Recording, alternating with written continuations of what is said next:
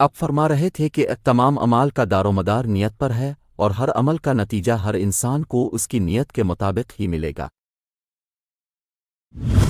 اب صلی اللہ علیہ وآلہ وسلم نے فرمایا، جس نے رمضان کے روزے ایمان اور خالص نیت کے ساتھ رکھے اس کے پچھلے گناہ بخش دیے گئے۔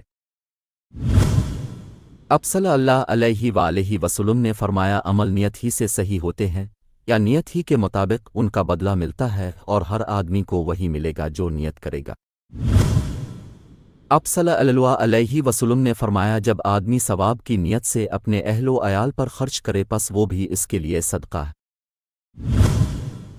اب صلی اللہ علیہ وسلم نے فرمایا، بے شک تو جو کچھ خرچ کرے اور اس سے تیری نیت اللہ کی رضا حاصل کرنی ہو تو تجھ کو اس کا ثواب ملے گا، یہاں تک کہ اس پر بھی جو تو اپنی بیوی کے منہ میں ڈالے۔